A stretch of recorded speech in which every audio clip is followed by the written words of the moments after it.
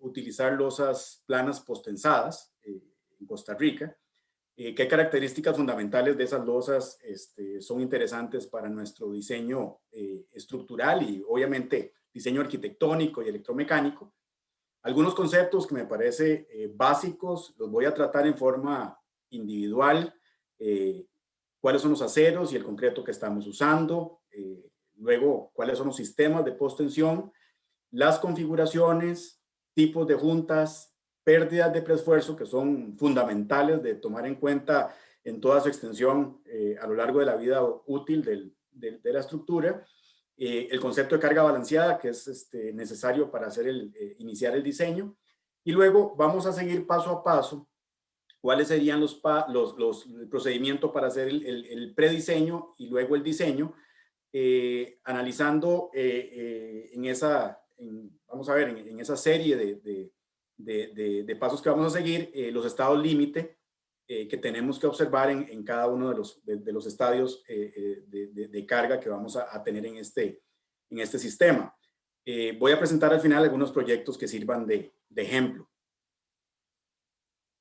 ¿Por qué usar las losas postensadas? Vamos a ver, hay algunas respuestas que son muy obvias. Ustedes lo ven que son elementos muy esbeltos que nos están permitiendo entonces primero alturas menores, ¿verdad? Entre niveles de entrepiso. Eso nos está dando la posibilidad de redundar entonces en ahorros económicos importantes. Una colocación más libre para los sistemas electromecánicos, ¿verdad? No tener vigas que nos estén bloqueando el paso de algunos ductos. Agilidad y facilidad constructiva, ¿verdad? Una vez que tenemos el protocolo para las primeras losas, la velocidad es muy interesante que se logra en la construcción de este tipo de edificios que tienen este tipo de losas. La precompresión va a reducir el agrietamiento, bien utilizado, ¿verdad? Y vamos a revisar bien los esfuerzos, pero vamos a poder reducir agrietamientos, momentos menores. Muy importante los momentos menores porque lo que pasa es que vamos a compensar los momentos de carga permanente o de peso propio en un cierto porcentaje que ya vamos a ver cuál, para que de esa manera entonces podamos después resistir las cargas temporales y podamos tener sistemas más esbeltos. Menores deflexiones, losas de mayor tamaño, menor espesor que losas reforzadas, reducción de peso propio que redunda entonces en un diseño sísmico, ¿verdad? Con una masa menor y por lo tanto pues con fuerzas sísmicas menores que tal vez que otros sistemas que hemos diseñado antes. Estas losas son utilizadas, como sabemos entonces, para poder resistir las cargas gravitacionales por piso.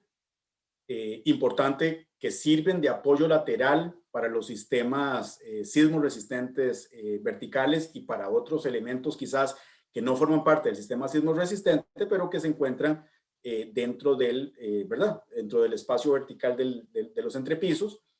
Resisten otras fuerzas fuera de su plano y en su plano, ¿verdad? Trasladando esas fuerzas a los diferentes puntos de apoyo. Aquí debo decir el trabajo de diafragma que es fundamental en zona sísmica y que yo voy a tratar con más detalle más adelante. Resisten las fuerzas provenientes de elementos inclinados. En algunos casos, si ustedes ven acá, a la derecha de esta figura, una columna inclinada, podemos tener algún elemento que le transmita una componente al diafragma y entonces el diafragma tiene que poder distribuir esa carga hacia los demás elementos resistentes. Y tenemos la pregunta, por supuesto, si participan o no del sistema sismo resistente. Vamos a ver, según lo vamos a hacer en Costa Rica con base en el suplemento del Código Sísmico de Costa Rica, que ya les voy a comentar, y una buena práctica por lo que se ha visto en terremotos en otras partes del mundo, que estos diafragmas no se van a utilizar para disipar energía en forma inelástica y por lo tanto los sistemas estructurales, los sistemas sismo resistentes verticales deben por sí solos resistir todas esas fuerzas y demandas sísmicas. Eso es muy importante para que tengamos entonces un diseño integral sismo resistente adecuado. Aún así, requerimos una excelente compatibilidad en las conexiones. Estas losas o diafragmas van a sufrir rotación porque tenemos derivas, ¿verdad? Que se definen entre los entrepisos, y eso lo que produce entonces es una rotación, ¿verdad? En la base de los elementos, en la base de los diafragmas, que tiende entonces, si no estamos diseñando correctamente esas conexiones, si no tenemos buena compatibilidad, podemos llegar a tener punzonamientos y podemos llegar a tener agrietamientos por ese error, digamos, de compatibilidad. Entonces, esto es un tema fundamental. El suplemento del Código Sísmico lo va a decir con mucha claridad, y es un tema que tenemos que tomar en cuenta, obviamente, a lo largo de todo el diseño. Hablando un poquito de los aceros, para empezar un poco por cosas básicas, el acero de preesfuerzo que vamos a utilizar es un acero de baja relajación, es un acero de grado 270 KSI. Teníamos antes unos aceros de 250, pero no eran de baja relajación. Ahora tenemos los aceros ¿verdad? Ya por muchos años los aceros de baja relajación, y los tipos de torones que se encuentran en el mercado son torones de 3/8 de pulgada, de media pulgada y de 0.6 de pulgada. Los de 0.6 de pulgada surgieron por ahí del año 2000, 2001, más que todo para vigas, porque son elementos que requieren de altas cargas de postensión, pero no han sido muy utilizados en losas. Lo que utilizamos, y se utiliza más en el mismo Estados Unidos y en otros países para losas, es postensión con torones de media pulgada. Y también eso depende, por supuesto, del mercado, de qué tipo vamos a ver cuáles empresas van a hacer la postensión, vamos a ver qué equipo han adquirido, porque generalmente no se compra el equipo para todos los diámetros, sino que se compra un equipo, ¿verdad? Específico, y por un inventario también, el inventario de torones. Entonces, es muy importante, y vamos a ver, cuando uno empieza un diseño, saber qué es lo que se tiene en el mercado para, con base en eso, hacer nuestro diseño. Algunos proveedores, y sin ninguna relación con ninguno de ellos, pero es un poco importante, ¿verdad? Es importante, perdón, comentarles que en Costa Rica pues podemos recurrir a empresas como CCL, a Promayas, a Eurobao, que utiliza torones adheridos de España. Hay otras empresas que han comprado el equipo y que traen los torones del exterior y los postensan ellos mismos. En fin, pero eso es muy importante porque van a ver, el diseño de estos sistemas depende mucho, obviamente, de la empresa o vamos a ver, del equipo que va a hacer eventualmente el tensado de los cables y que va a proveer el material. Según el ACI, el acero corrugado que hay que utilizar para este tipo de elementos debe ser de grado 60 o menor. Generalmente se está usando entonces grado 60, y los concretos oscilan, ¿verdad? Entre 350 kilos por centímetro cuadrado, concreto, ¿verdad? De alta resistencia, que ahí puede fluctuar dependiendo de los esfuerzos, pero obviamente tiene que ser un concreto, un diseño de mezcla especial para que tenga un flujo plástico dentro de los límites que queremos tener, que tenga baja retracción, etcétera. Ya eso es un diseño de mezcla importante, especial, para que podamos controlar los elementos que ustedes van a ver que nos afectan las pérdidas de preesfuerzo.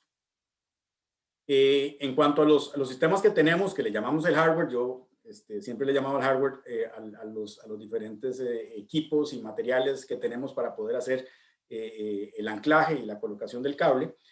Tenemos el famoso monostrand, ¿verdad? Sin adherencia, donde tenemos un ducto de poliestireno que tiene grasa internamente y que viene, como lo vieron en la foto anterior, en rollos.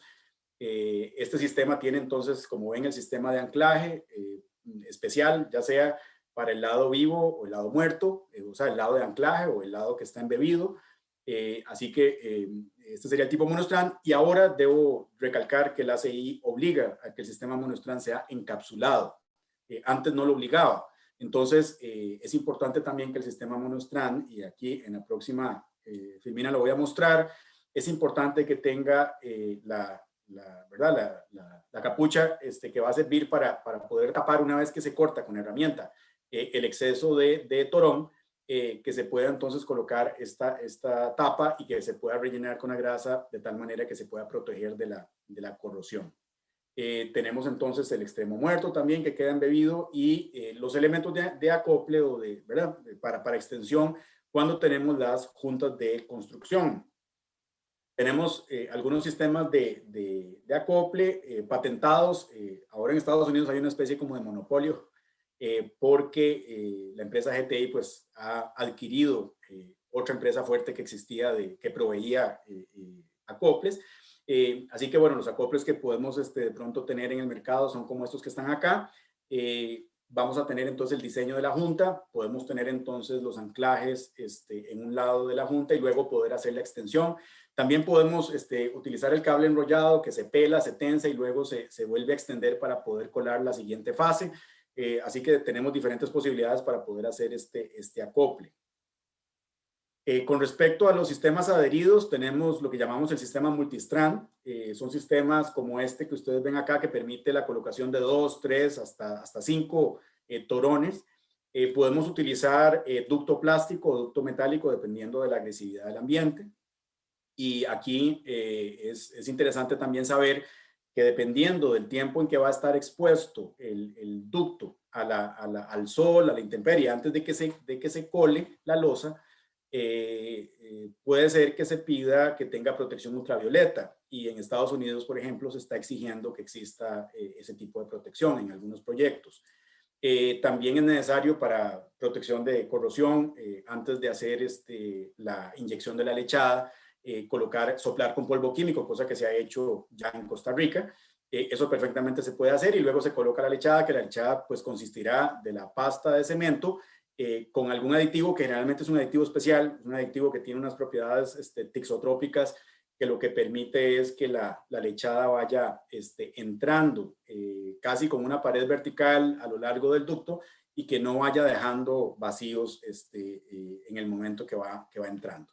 Entonces, por supuesto, hay todo un diseño que tiene que ver con la salida del aire, etcétera, para asegurar de que no se formen esas burbujas internas de aire que puedan eventualmente favorecer la corrosión. La distribución de los torones, podríamos hablar de dos, digamos, grandes grupos, aquellas distribuciones o configuraciones que tienen que ver con la colocación de la postensión en una dirección, que ofrece espacio para futuras aberturas. Los torones pueden separarse hasta 8 veces el espesor de la losa según las recomendaciones. Y se podrían poner de pronto algunas bandas, ¿verdad?, de torones sobre las columnas o muros también, que bueno, el ACI lo obliga como acero de postensión integral, pero además para reforzar obviamente las áreas de mayor esfuerzo. El otro sistema es el sistema en 2 direcciones, que ustedes ven acá, donde podemos tenerlo en forma distribuida, ¿verdad?, los torones en ambas direcciones, o podemos tener distribuido en una dirección y podemos tener bandas en la otra dirección. Lo que no permite el ACI es tener bandas en las 2 direcciones, y eso es un tema interesante para los sistemas en 2 direcciones. En esta figura también me interesa que ustedes vean de pronto el acero de integridad, este acero corrugado que está alrededor de la columna, es un acero de integridad que está bien definido por los códigos, y también vemos obviamente un acero adicional que se coloca eventualmente, especialmente en una dirección, tenemos que colocar el acero de retracción y temperatura, y especialmente en aquellos sistemas que sean desadheridos por el asunto de la falta de transferencia, ¿verdad?, a lo largo de todo el elemento del sistema estructural. Entonces, tenemos que colocar acero corrugado para terminar de hacer una transferencia correcta y evitar entonces agrietamientos indebidos, digamos, en ciertas zonas. Importante que el ACI define como clase U, ¿verdad?, a los sistemas en 2 direcciones, y eso significa que no tienen agrietamiento. Eso es importante de tomar en cuenta. Colocación en bandas o en forma distribuida se pueden perfectamente modelar como ustedes lo ven en esta filmina, para obviamente a partir de los modelos que vamos a utilizar poder identificar entonces las zonas de concentraciones de esfuerzos y cómo se comporta, ¿verdad?, las deflexiones en el sistema. La colocación de los torones, vamos a estar hablando de una compensación, de un balance de la carga de peso propio. Por lo tanto, ustedes ven aquí en la figura de la izquierda abajo, donde tenemos los torones que siguen un perfil parabólico, porque lo que estamos haciendo casualmente es ¿verdad? Siguiendo ese diagrama de momento, considerando entonces carga muerta y carga viva del peso propio del elemento. Ya vamos a hablar un poquito de la carga balanceada, para casualmente poder contrarrestar esa carga y poder reducir los momentos dentro del elemento. Muy importante, por supuesto, lo que se refiere a los anclajes adecuados para poder que en el momento de la colada no haya ningún tipo de desplazamiento de esos torones. Eso es fundamental para garantizar las excentricidades, ¿verdad? Que nos van a dar los esfuerzos y eventualmente pues los cálculos que hacemos de agrietamiento. Entonces hay que tener muchísimo cuidado en este proceso constructivo, dejar estos torones en su posición bien, bueno, con las fijaciones correctas. Hablando un poquito de juntas, aquí ustedes observan a la izquierda que tenemos juntas de construcción, juntas de expansión, juntas de completamiento y juntas de deslizamiento. Las juntas de construcción van a depender un poquito del sistema constructivo. Se acostumbra a colar entre 1.000 y 1.500 metros cuadrados por día, pero obviamente va a depender de la configuración del piso y va a depender de la disponibilidad del concreto y la posibilidad ¿verdad? De colocación del contratista.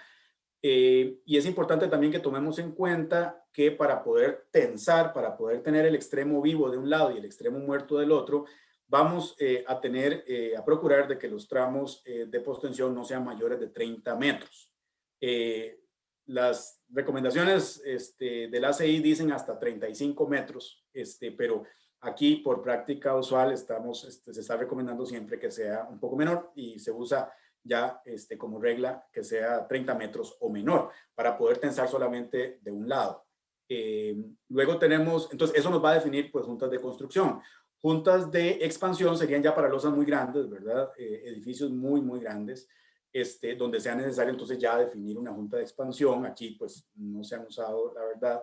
Y juntas de completamiento, como ustedes ven en la figura, aquí a la derecha abajo, que se pueden dejar perfectamente algunos espacios para postensar un lado de la losa, postensar las otras y completar, ¿verdad? Con acero corrugado esa zona. Ese espacio nos va a permitir colocar el equipo de tensado, ¿verdad? La gata, y luego pues se hace la continuidad. Puede ser que el cable de postensión de pronto se deje, como ustedes lo observan ahí, ¿verdad?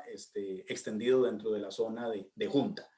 Y luego tenemos juntas de deslizamiento, que las voy a ver al final, que son juntas muy interesantes porque en algunos momentos donde los elementos verticales restringen la posibilidad de que se haga la transferencia y se logre esa precompresión, ¿verdad? El famoso P entre A, digamos, que se va a lograr en la losa, entonces tenemos que soltarlo de esos elementos para que la losa pueda deformarse y que pueda entonces absorber esa carga de precompresión. Es un caso típico, por ejemplo, en los muros de sótano, ¿verdad? Que los muros de sótano están anclados al suelo, entonces tenemos que separar las losas postensadas de los muros de sótano, ¿verdad? Para que puedan deslizarse en forma relativa y que podamos de esa manera lograr la precompresión en las losas. Y obviamente, pues, sin duda evitar agrietamientos, ¿verdad? Porque si no tenemos la posibilidad de que se dé la precompresión, pues podríamos tener concentraciones de esfuerzo en algún sitio y podríamos tener agrietamientos. Esto depende del sistema de postensión, del proceso constructivo, la retracción y temperatura estimada, nivel de precompresión y restricciones de apoyo. Pérdidas de postensión, importantísimo, poder hacer ese cálculo en el momento en que ya hemos definido el sistema que vamos a utilizar. Corto plazo tenemos las pérdidas de fricción, dependiendo del perfil del torón. El anclaje, que se llama el anchor set, ¿verdad? Que sería cuando tenemos el acomodo del anclaje en el momento en que se tensa. La contracción elástica del concreto, del sistema, cuando estamos aplicando la precompresión. Y luego se tienen las pérdidas de largo plazo de retracción del concreto, de flujo plástico y de relajación del acero. Hay algunas referencias muy buenas, hay varios libros que se pueden recomendar. En este caso hay uno que a mí me gusta mucho, que es el de Ned Burns, que es un libro de concreto postensado que tiene un cálculo de pérdidas muy bien detallado para proyectos de postensión. Factores que afectan las pérdidas. En el corto plazo nos afecta mucho la longitud de los torones, por supuesto. Si los torones son menores de 6 a 8 metros, la verdad es que hay muchísimas pérdidas porque la pérdida del anchor set, digamos, el acomodo del anclaje, hace que se pierda un porcentaje tan grande de la carga que va a estar en ese torón que prácticamente no tiene entonces mayor sentido, ¿verdad? Colocarlo en esa forma. Entonces, vamos a evitar cables de postensión tan pequeños. Y los cables de postensión muy largos, obviamente lo que tienen es una pérdida tremenda de fricción. Entonces, se va a hablar de que las longitudes usuales, recomendadas, cuando tenemos un lado vivo y el otro lado muerto, serían 6 metros a 30 metros o 8 metros a 30 metros en ese rango. Y las longitudes ideales para sistemas con ambos lados vivos están, ¿verdad?, entre 30 y 80 metros, y podría ser un poquito menos de 80 metros dependiendo de la configuración. En los perfiles de los torones a lo largo del elemento, ¿verdad?, si son más angulares esos perfiles, entonces la fricción es más alta, y eso también, pues, obviamente nos va a dar una pérdida mayor a corto plazo. Para el largo plazo, el nivel de postensión, obviamente en altos niveles de postensión nos va a conllevar a altas pérdidas.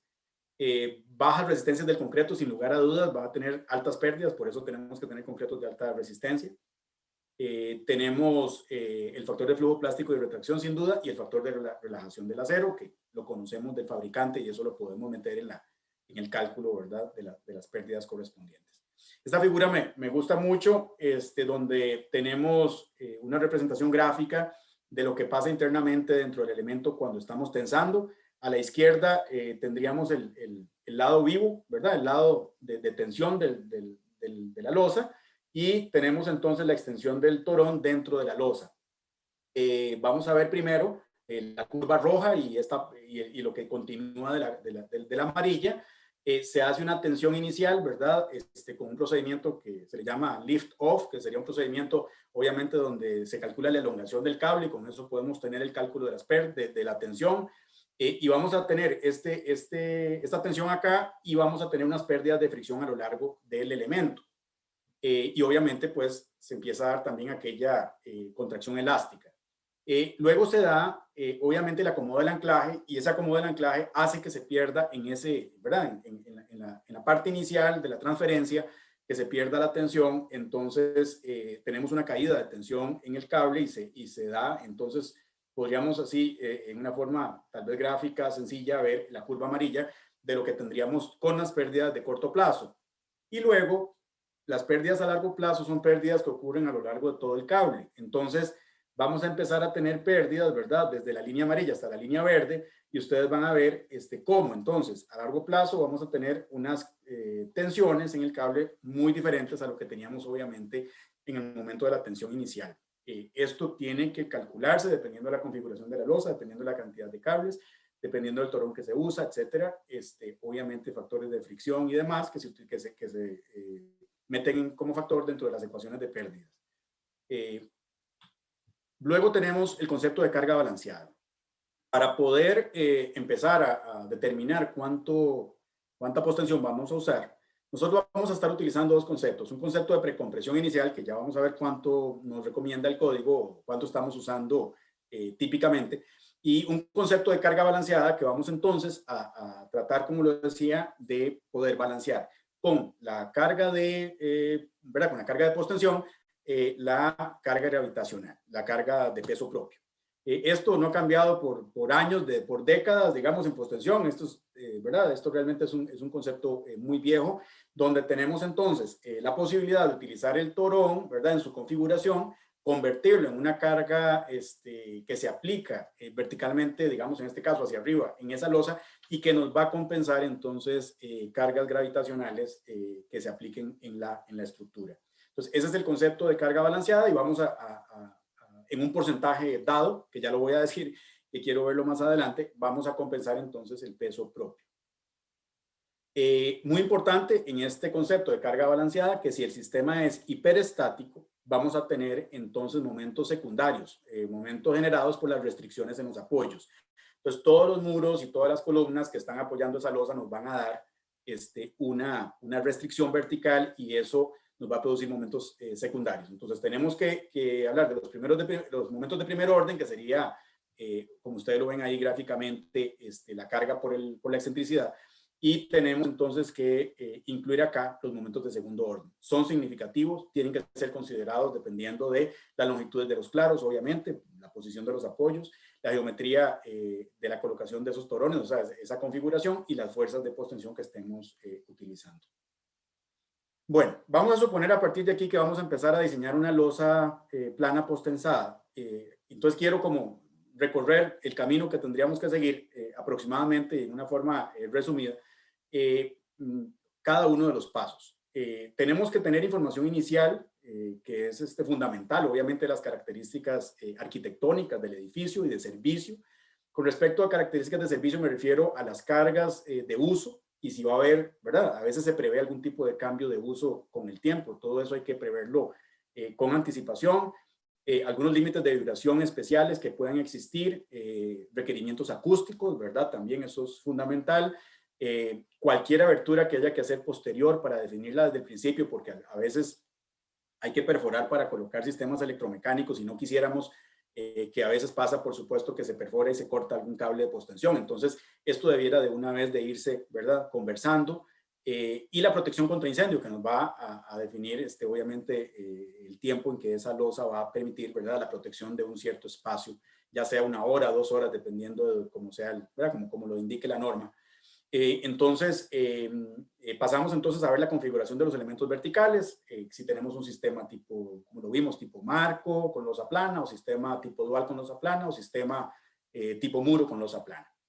Y por supuesto vamos a ver los códigos de diseño que tenemos que usar. En Costa Rica vamos a usar el Código Sísmico de Costa Rica, vamos ojalá ya oficialmente con decreto ejecutivo muy pronto, utilizar el suplemento al Código Sísmico.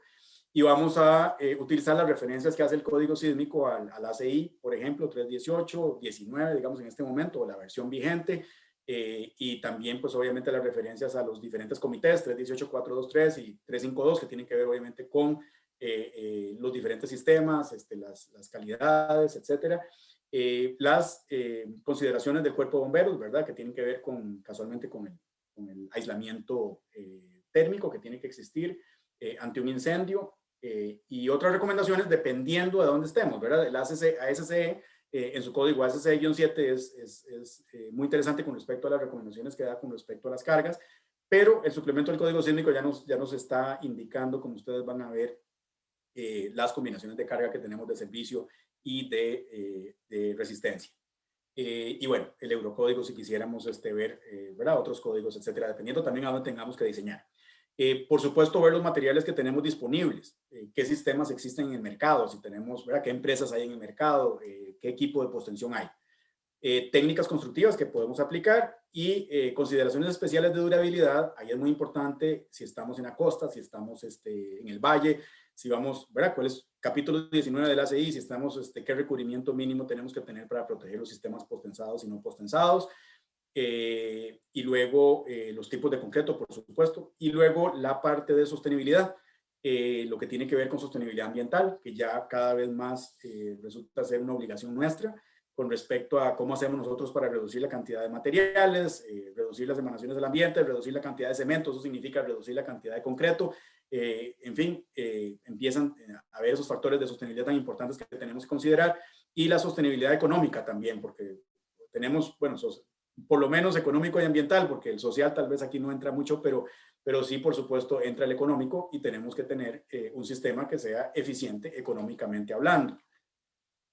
Códigos de diseño. Aquí es donde quiero hablar un poquito del suplemento con todo el respeto del Comité Permanente del Código Sísmico de Costa Rica al que no pertenezco y también al comité que elaboró el suplemento al que tampoco pertenezco, que han hecho un trabajo excelente, la verdad, para poder resumir, utilizando las referencias que tenemos internacionales y los criterios que usualmente usamos en Costa Rica, definir lo que se requiere para este tipo de sistemas, que es muy importante que se definieran en forma más clara, porque el código, podríamos decir que era un poco omiso, obviamente, en temas que tienen que ver con losas postensadas planas.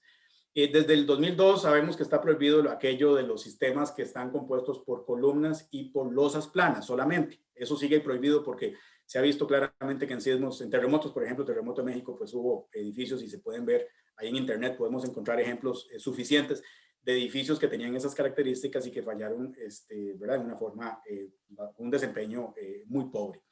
Entonces, bueno, también sabemos que las losas postensadas deben tener un sistema estructural, como dice aquí, que resistan las solicitaciones gravitacionales y sísmicas. Entonces, bueno, vamos a tener un sistema, ¿verdad? Que resista lo vertical y que resista lo lateral. Entonces, el suplemento lo que hace es incorporar un nuevo sistema, el sistema estructural tipo mixto con losa plana, que le llama MLP. Y este sistema mixto con losa plana, me quiero referir a la figura que ustedes ven a la derecha, donde ustedes ven entonces que puede ser un marco, ¿verdad? Con vigas, donde tiene acción de marco con losa plana. Podemos tener el tipo muro con losa plana y el tipo dual con losa plana. O sea, aquí en Costa Rica usamos mucho el dual con losa plana y en algunos casos muro con losa plana. El tipo marco, aunque podría estar permitido, requiere una robustez de las columnas bastante grande y de las vigas, y entonces al final no resulta ser un sistema muy económico. Entonces, y nosotros históricamente, la verdad, hemos visto que los sistemas para poder resistir, ¿verdad? Cargas de sismo, las cargas, las solicitaciones sísmicas, la verdad que podemos tener los sistemas duales y sistemas muros siendo muy eficientes, ¿verdad? Dependiendo del uso del edificio. Dependerá obviamente de si ocupamos espacios más abiertos o si podemos tener más muros, digamos, que un sistema, digamos, de muro columna. Pero obviamente eso depende del uso, pero eso sí ya aquí lo conocemos por años. Importante, los límites de las razones de deriva, eso es fundamental, vamos a hablarlo con respecto al diafragma, porque la deriva que tenemos nos va a definir esa rotación y esa compatibilidad que tenemos que lograr entre los elementos sismos resistentes verticales y la losa plana, para evitar el punzonamiento y para, obviamente, evitar agrietamientos en la losa. Y vamos a hablar de punzonamiento porque es uno de los temas más importantes y que nos surgen, ¿verdad? Más de duda en este tipo de sistemas. Las losas planas son sistemas, entonces, que soportan las cargas gravitacionales, ¿verdad? Y que deben mantener la integridad, como lo vimos en la figura inicial que yo les presentaba, para poder darle apoyo a todos los elementos verticales. Quiero hacer énfasis en lo que está subrayado, que dice la losa plana postensada no participa y por lo tanto no disipa energía en forma inelástica. Eso va a estar claramente identificado en ese suplemento y así lo vamos a diseñar entonces para que sean los elementos sismos resistentes, que son los elementos verticales que van a tener que tener la capacidad de rigidez y de resistencia para que puedan soportar las cargas sísmicas sin utilizar entonces la participación de las losas planas. Importante que para poder hacer las conexiones losa-columna, vamos a hacer un incremento de las fuerzas de diafragma. Por aquí aparece un factor de 1.5 con el sismo diseño de 475 años, pero básicamente es, y lo vamos a ver más adelante, que tenemos las conexiones por cortante fricción que vamos a colocar entre la losa plana y los elementos verticales, y tenemos que tener entonces seguridad de que no vayamos jamás a tener una falla en esas conexiones. Entonces vamos a alejar la posibilidad de la falla, aumentando entonces con un factor de seguridad mayor las fuerzas que vamos a utilizar para ese diseño. Vamos a ver. Entonces pasamos al diseño. Entonces vamos a revisar las fuerzas fuera del plano, ¿verdad? Debidas a las cargas gravitacionales. Vamos a revisar las fuerzas en el plano debidas a las cargas laterales y ahí vamos a hablar del diafragma como tal. Las fuerzas de transferencia que tiene que tener ese diafragma hacia los elementos de apoyo, las fuerzas de conexión, entonces ya no solamente la conexión horizontal, sino que también, o sea, no solamente revisar las compresiones y tensiones en el diafragma a nivel del plano, sino que además tener una conexión vertical que se analizará por cortante fricción para poder tener el apoyo correcto, y luego las fuerzas resultantes de los elementos inclinados, que como habíamos dicho, si hay algún elemento inclinado en el sistema vertical, nos va a transmitir una fuerza, una componente de fuerza al diafragma. Entonces tenemos que tomarlo en cuenta. Este diseño inicial, entonces, vamos a empezar definiendo los espesores de losa. El espesor de losa, pues ahí lo ven, considera varios aspectos importantes. Tenemos algunas tablas de recomendación, ¿verdad? Inclusive los fabricantes de los equipos nos dan algunas tablas. El PTI, el Post-Tensioning Institute, tiene una tabla muy interesante. El espesor de la losa la vamos a definir por las características geométricas y también por las cargas. Por las cargas gravitacionales, entonces, o la sobrecarga, digamos, que tengamos. Entonces, generalmente, vamos a tener para una relación, uno entre 40, digamos, para cargas de uso normal, digamos, apartamentos, oficinas, pero si la carga es mayor, entonces estos espesores empiezan a aumentar. Y para voladizo, alrededor de 1 entre 28. Aquí quiero pues darles la recomendación de lo que siempre se está usando en Costa Rica. Tenemos losas del orden de 20 a 25 centímetros. La menor que se ha hecho parece que es de 17 centímetros, pero eso es una losa demasiado delgada y hay que tomar algunas consideraciones. Entonces, las losas típicas, para las luces típicas que estamos usando aquí en el medio, andan alrededor de 20 a 25 centímetros. Por supuesto, nada más para dar una noción de por dónde estamos, pero eso depende totalmente de la luz, ¿verdad? De la losa y de las cargas. Si la losa fuera de un espesor muy grande, estamos hablando ya de losas mayores de 25 centímetros, quizás lo mejor es empezar a pensar en algunos paneles de descolgados alrededor de columnas que no son los famosos capiteles de punzonamiento, sino que son paneles descolgados que lo que nos permiten es aumentar la capacidad de las losas alrededor de los puntos de mayor esfuerzo para reducir el espesor de la losa en el resto del área. Eso nos puede dar losas más eficientes en el uso del material, perfectamente válido para el diseño de postensión. Importante revisar recubrimientos, ¿verdad? Para temas de acabados y temas de durabilidad, de flexiones máximas y revisar agrietamiento, pero el agrietamiento, si estamos cumpliendo con estas características de espesor que nos recomiendan, ahí ya está el factor del agrietamiento. Antes era obligatorio calcularlo, ahora no tanto, pero lo que nos piden, digamos, que la grieta no supere 0.2, 0.3 de milímetro, pero eso, como les digo, ya cumpliendo con los parámetros de espesor ya no son tan necesarios. Determinar cargas y combinaciones de servicio, por supuesto, y con las combinaciones de resistencia última, y pasaríamos con este diseño de volumen a poder modelar el sistema estructural del edificio, ya con el sistema sismo resistente y con las losas planas postensadas. Esto ya nos va a dar, con el análisis que hagamos, el análisis modal y con las combinaciones correctas, y vamos a tener la distribución de fuerzas en el edificio, y con base en eso, con la razón de masas de los diafragmas y teniendo cuidado con los mínimos que nos recomienda el código, podemos determinar las fuerzas en el diafragma. Y con eso, entonces, vamos a poder después revisar diafragma. Pero ya aquí, ya estamos modelando entonces el edificio. A partir de este momento podemos entonces ya continuar con el diseño localizado de la losa plana. Y aquí vamos a seleccionar el sistema de postensión a utilizar, sistemas adheridos, sistemas no adheridos, los ductos, dependiendo de la durabilidad que tengamos que darle al sistema. Vamos a revisar las resistencias de concreto que podemos darle y que necesitamos darle. Estamos haciendo un diseño preliminar, cantidad de operaciones de colado que podemos hacer dependiendo de las condiciones de construcción, o sea, los metros cuadrados o los metros cúbicos que podemos colar, la secuencia constructiva que podríamos utilizar, lo que nos va a definir entonces las posibles juntas, y la disponibilidad del encofrado también nos va a definir el tamaño de las losas que vamos a colar. Todo esto, pues obviamente entra dentro de ese análisis inicial. Vamos a determinar ya entonces la postensión inicial. Vamos a aplicar una precompresión mínima, que típicamente estamos hablando de 1 megapascal. El código ACI 31819 nos está diciendo que si es menor de 0.9 de megapascales, se debe considerar como una losa, por ejemplo, en 2 direcciones, no postensada. Así que debe ser por encima de 0.9, y lo que se está usando acá es una precompresión generalmente para el cálculo de 1 megapascal.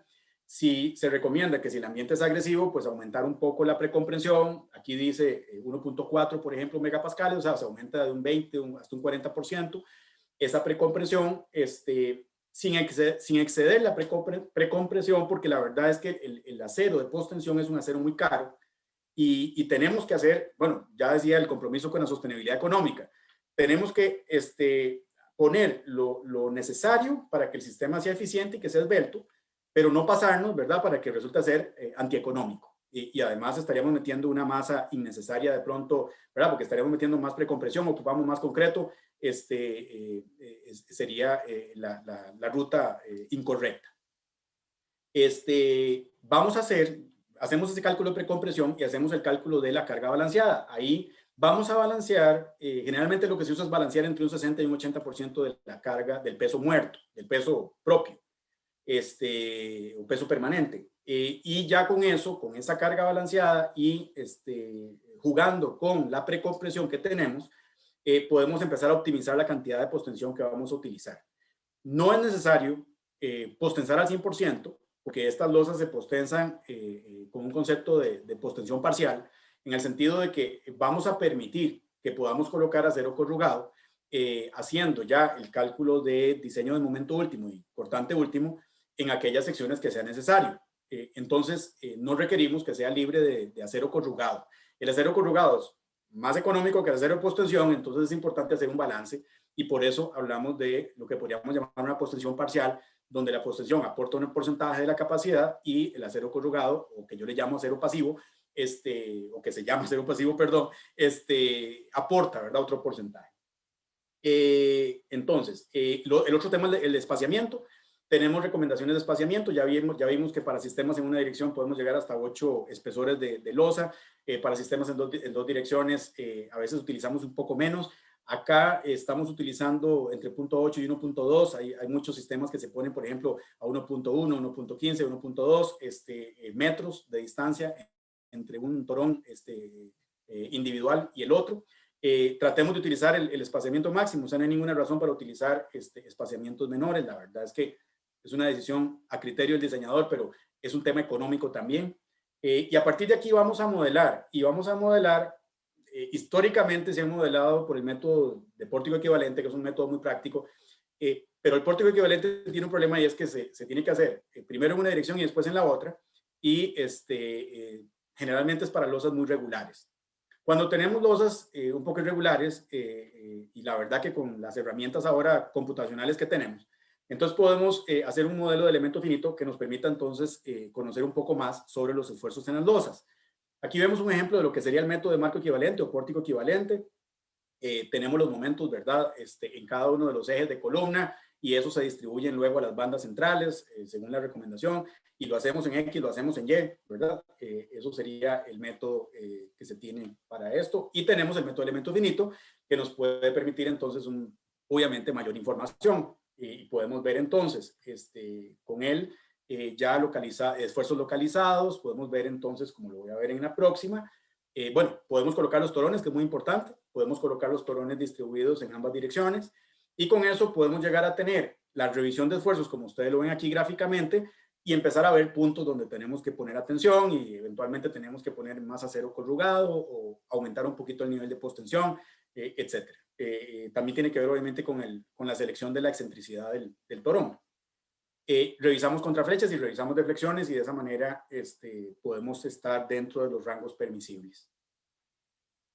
A partir de ahí tenemos que empezar a colocar el acero corrugado, y el acero corrugado se va a colocar por diferentes razones. Lo vamos a colocar como acero mínimo, ¿verdad?, cuando estamos haciendo casualmente la postensión parcial y tenemos, por ejemplo, sistemas no adheridos y tenemos que agregarle acero mínimo para cumplir. Entonces, al no haber una transferencia a lo largo de todo el torón, necesitamos colocar esa transferencia por medio del cable corrugado, y tenemos que cumplir entonces con esos parámetros mínimos, y cumpliendo también con los mínimos de temperatura y retracción. Luego ocupamos corrugado para el acero de integridad, como ustedes vieron sobre la columna, en las capas alrededor de la columna. El código ACI obliga a colocar 2 torones por encima de la columna para integridad, o sea, así que tenemos postensión de integridad. En caso de que haya una falla, tenemos una postensión que lo sostiene, pero después tenemos el resto del acero corrugado de integridad. Luego revisamos el acero de cortante en 2 direcciones, el pulsonamiento, que ahora les voy a dar unas figuras que son muy interesantes. Revisamos el diafragma, los colectores, las cuerdas y las conexiones entonces a los elementos verticales. Vamos a colocar un acero detallado en diferentes partes cuando hay aberturas, por ejemplo, cuando hay juntas de construcción. Se usa entre 1 y 2 kilos por metro cuadrado para ese fin. El acero corrugado para las zonas de anclaje, importantísimo. Lo podríamos calcular por el método de puntal tensor para poder calcular cuál es la propagación de los esfuerzos y cómo podemos atraparlos con el refuerzo. Pero ya hay recomendaciones también, dependiendo, bueno, por los fabricantes, dependiendo ya de los niveles de postensión que se le aplican a los torones. Generalmente entre 1 y 2 kilos por metro cuadrado para este efecto. Aquí estamos usando mucho varillas número 3, ¿verdad? Que se pueden colocar varillas lineales o se colocan los aros que recomienda la ACI. Y lo otro es un acero corrugado de borde de losa, que a veces a algunos diseñadores les gusta ponerle y otros no. Es un tema de detallado, y aquí en la figura ustedes lo pueden ver, es el acero que va como a lo largo de la, ¿verdad? De la pieza de encofrado que está vertical. Esto es una figura que la tomé del ACI, donde ustedes ven las recomendaciones mínimas para el acero de anclaje, ¿verdad? A la par de los anclajes vivos. Bueno, entonces, vamos a revisar en el diseño los estados límite de transferencia, de servicio y de resistencia. Esos son los tres, yo le llamo estados límite generales, porque dentro de ellos hay una serie ¿verdad? Estados límite de flexión y de cortante y de agrietamiento, etcétera, etcétera. Pero en general vamos a ver transferencia, servicio y resistencia. En transferencia, muy rápidamente, quiero comentar que aquí vamos a ver los esfuerzos de transferencia, ¿verdad? Los esfuerzos de anclaje, los esfuerzos de transferencia, vamos a ver las pérdidas, vamos a utilizar el concepto de carga balanceada, utilizar obviamente el nivel de precompresión que estamos usando para poder hacer las revisiones, y revisar que estén dentro de la compresión y las tensiones admisibles. Luego revisamos el estado límite de servicio. En el estado límite de servicio, ustedes ven aquí basado en el análisis de esfuerzos, el anterior y estamos en un análisis de esfuerzos, estamos en el rango elástico, estamos revisando entonces que permanezca la losa sin agrietamiento bajo los esfuerzos que se están aplicando en todas las cargas de servicio. El suplemento del código, ustedes van a ver que tiene la combinación de carga de servicio correspondiente. No se le aplica factor a los momentos de postensión. Pero bueno, son las cargas de servicio en todo caso, y las clasificaciones obviamente para losas en este caso de 2 direcciones, obviamente no podemos tener ningún agrietamiento. Entonces todo esto lo vamos a revisar. Quería hacer énfasis en lo que dice el ACI acá en el comentario del 24521, donde dice que para zonas donde haya ataque químico, y ellos definen ataque químico donde puede haber, por ejemplo, agua marina, y yo diría que aquí tiene que ver también con la aspersión del agua marina, se tienen que tener condiciones más estrictas de recubrimiento y de protección del sistema de postensión. Eso es muy importante, y eso me lleva a unos comentarios que a veces se hacen con respecto a lo que pasa en otros países, que están, ciudades que están en la costa, que se han visto problemas de durabilidad tremendos, y es importante entonces darse cuenta que aquí nos están obligando a tomar consideraciones más estrictas para la protección de esos torones en esas zonas, ¿verdad? Zonas de costa o zonas que tienen agresión del ambiente mayor. Pasamos luego a revisar resistencia, y cuando pasamos a revisar ya las combinaciones de carga mayorada, vamos a revisar obviamente de las cargas permanentes, cargas gravitacionales mayoradas, y las cargas de postensión, como ustedes recordarán, que tienen que ver con las cargas de primer orden y de segundo orden que se están produciendo en el sistema. No se utiliza el concepto ya aquí de carga balanceada, sino que utilizamos, como ustedes lo ven a la derecha, el concepto de rectángulo equivalente de esfuerzos. Utilizamos la cantidad de acero de postensión como, ¿verdad? El acero ya va a estar, va a entrar, entonces va a darnos la capacidad máxima, ¿verdad? Estamos FY por AS, y estamos entonces con el factor luego de reducción de capacidad por seguridad, pero ya estamos hablando de un análisis como el que estamos acostumbrados a hacer en concreto reforzado. Y ahí vamos entonces a revisar con este concepto las zonas de momento último, de cortante último, ¿verdad? Para complementar con el acero corrugado.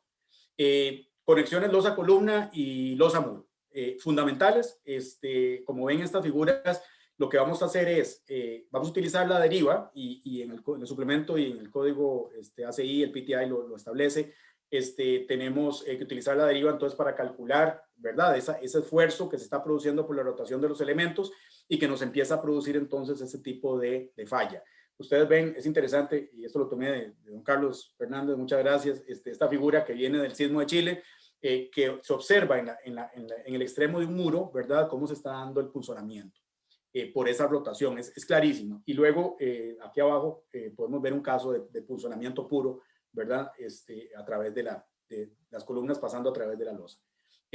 Para evitar este punzonamiento, es importante ver esta figura, es muy interesante, donde entonces tenemos aquí en el eje vertical tenemos la deriva, ¿verdad?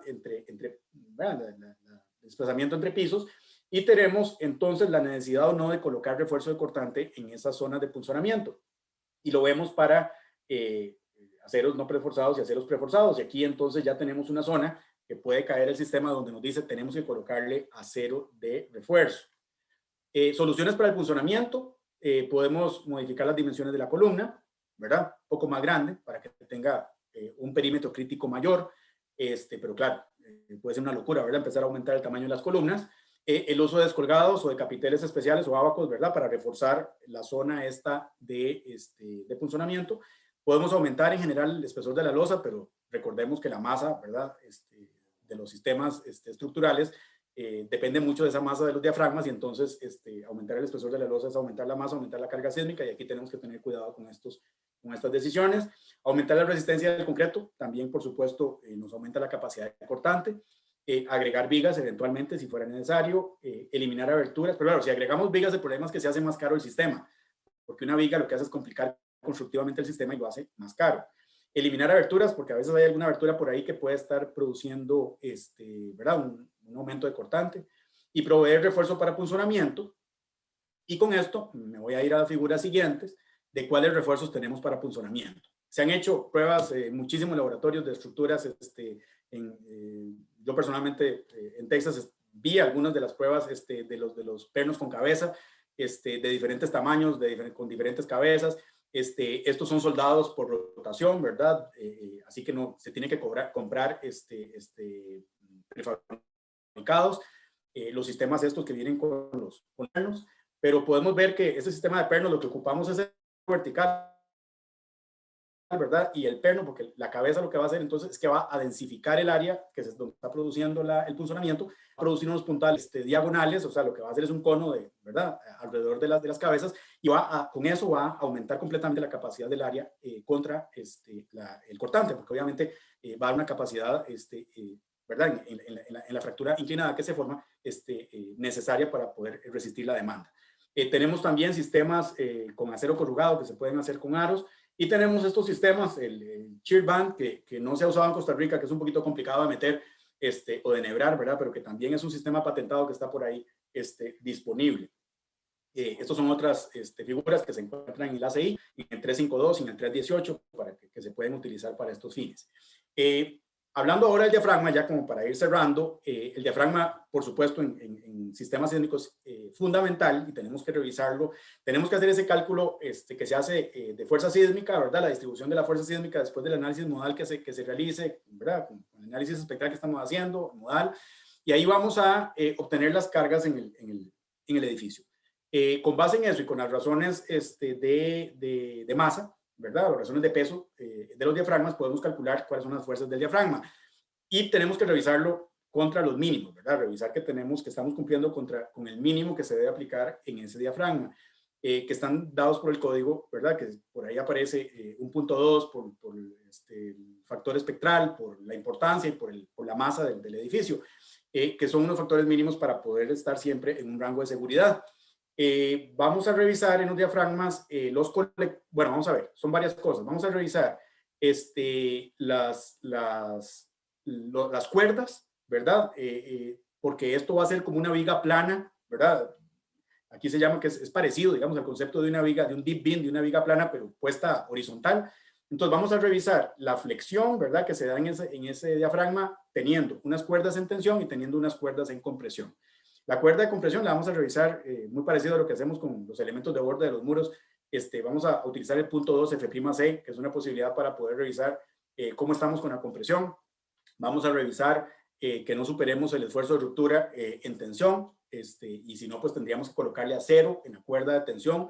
Y luego vamos a revisar los colectores. En los colectores vamos a tener lo siguiente. Tenemos el colector, y tal vez en la próxima figura se ve mejor. En esta figura de aquí abajo del centro tenemos el acero de colector que va a lo largo de la losa. Conservadoramente se permite que uno pueda colocar el acero de colector hasta el final de la losa, ¿verdad? Aunque el muro sea más pequeño. Pero eso no es necesario. Si uno quisiera afinar el lápiz, yo puedo determinar con la dirección de la carga, yo puedo determinar diagonalmente cuál va a ser la parte de compresión que está llegando al muro y diagonalmente hacia el otro muro, y luego tenemos la parte de tensión, así que tendríamos compresión en esta esquina, compresión en esta esquina y tensión en el resto, y podríamos entonces con base en eso ver si ocupamos o no varilla colectora.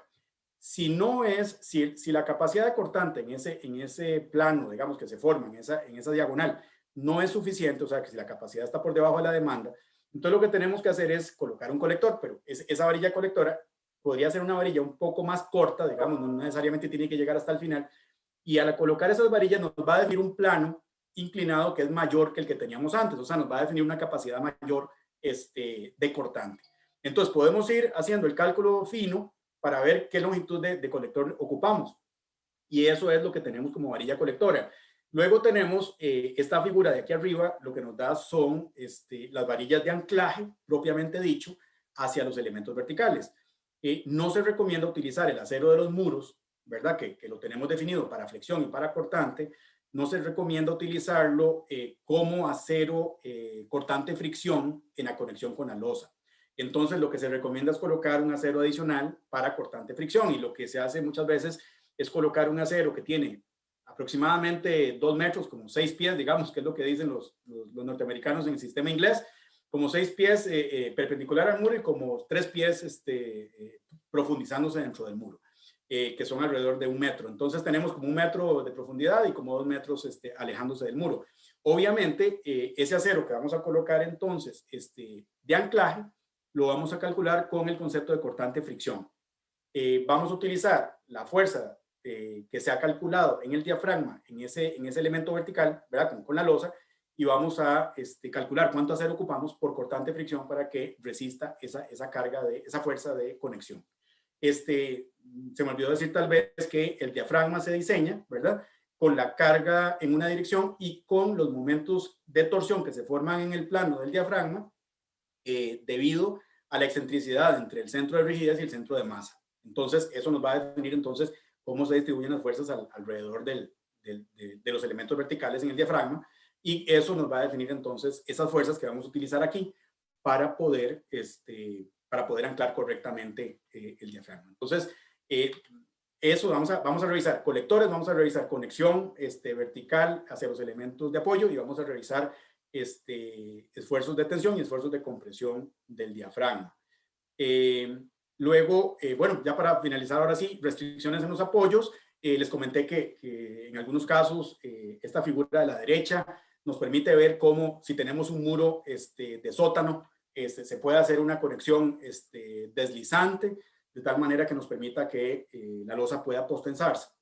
Se deja más o menos 1 metro para atrás para poder colocar el equipo, la gata, ¿verdad?, de postensión, y que pueda entonces lograrse la precompresión obviamente sin que el muro lo esté atrapando. Entonces, eso es básicamente, ¿verdad?, un poco el tema de la restricción de los apoyos, que lo tenemos que considerar. Es sumamente importante cómo tenemos que soltar eventualmente algún elemento y luego lo podemos vincular una vez que se ha producido la precompresión.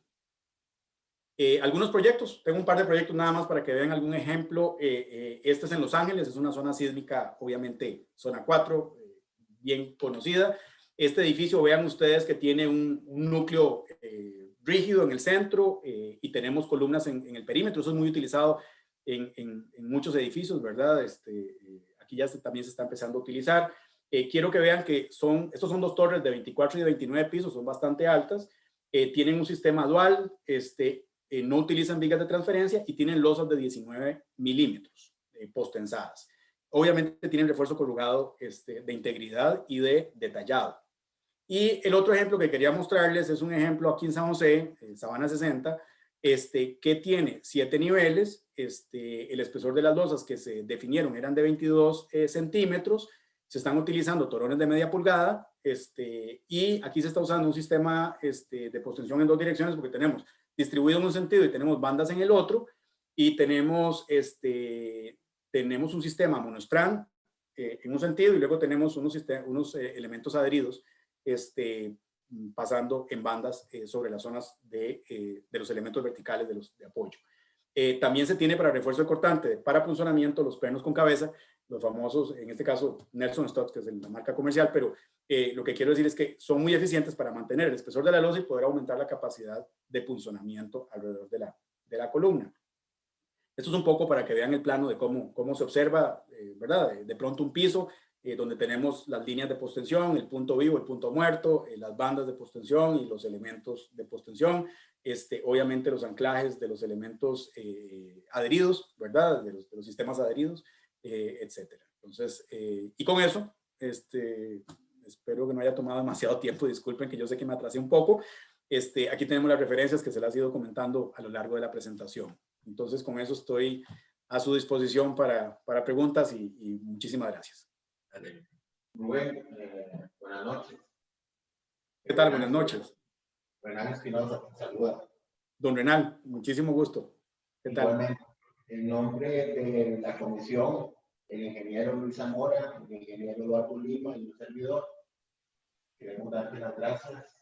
A priori, felicitarte. Fue, yo creo que una charla muy enriquecedora, muy interesante, muy a la altura de lo que ha sido y es tu vida profesional en el campo de la ingeniería y específicamente en el área estructural.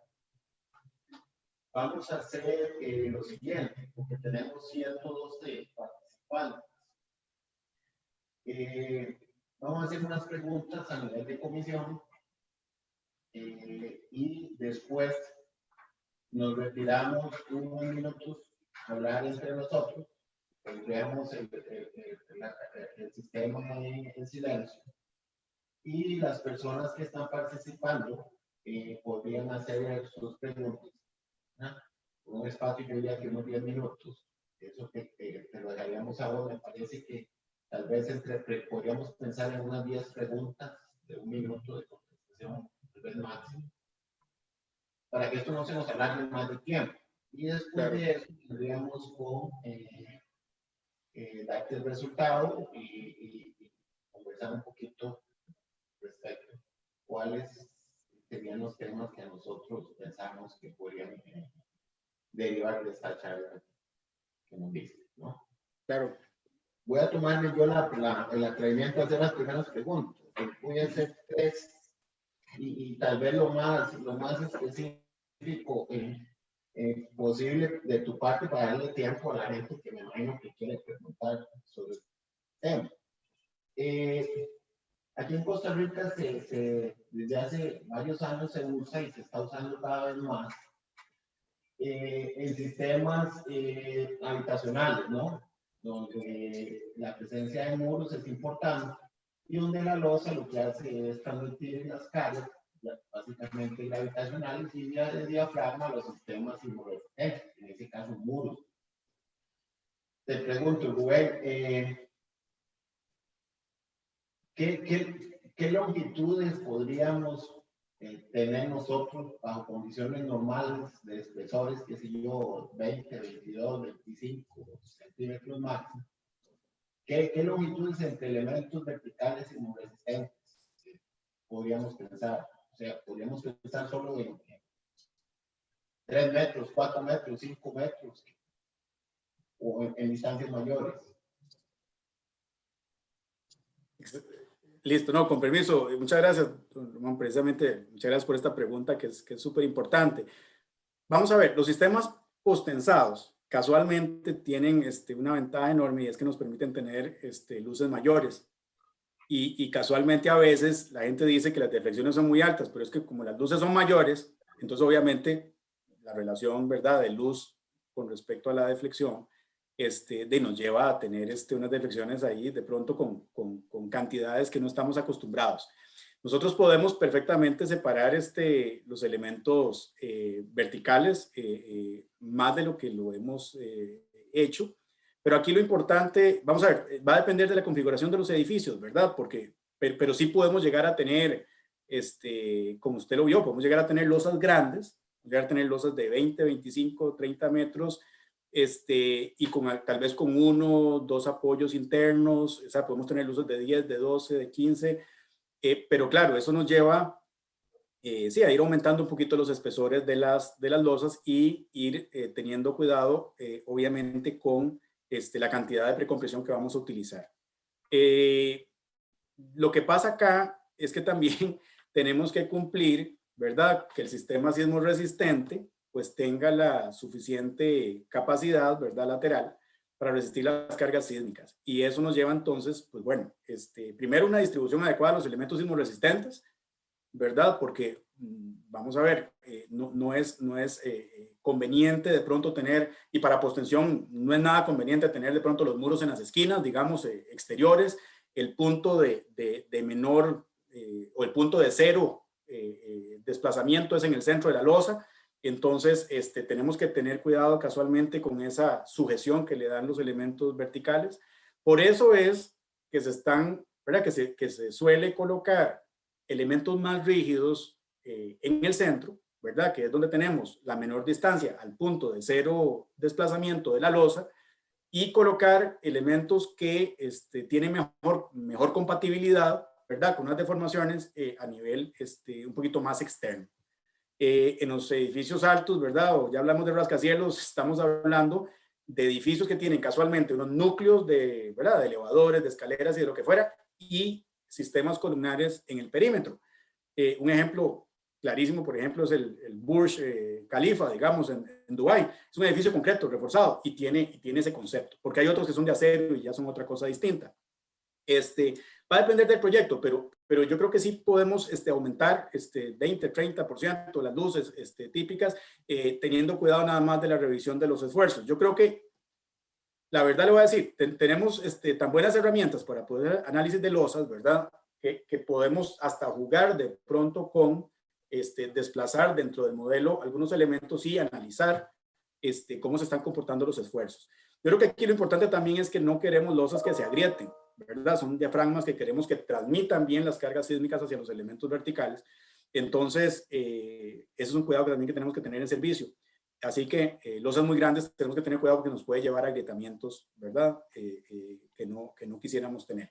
Pero sí, o sea, sí podemos tener una ampliación, recoger un poco los sistemas sismoresistentes hacia los puntos de menor desplazamiento, para lograr esa compatibilidad, y yo creo que con eso, ¿verdad? Estaríamos bien. Estamos tratando de lograr así sistemas de postensión que se puedan jalar de un lado, entonces hay que tratar en la medida de lo posible de tener losas que tengan esas características o esas juntas, pero bueno, la verdad es que hay muchas oportunidades, pero sí, una de las utilidades de esto es que podemos ampliar un poco las luces, sin duda.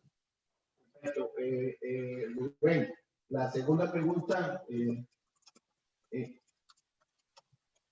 no sé qué opina usted, pero en lo personal yo pienso que el usar postensiones por adherencia, utilizando lechada, es una práctica que nos da mucha seguridad, ¿verdad? Con el tiempo, con problemas de ambiente, con problemas de incendio, con seguridad de que dentro de unos años perforen la losa y se vaya el torón.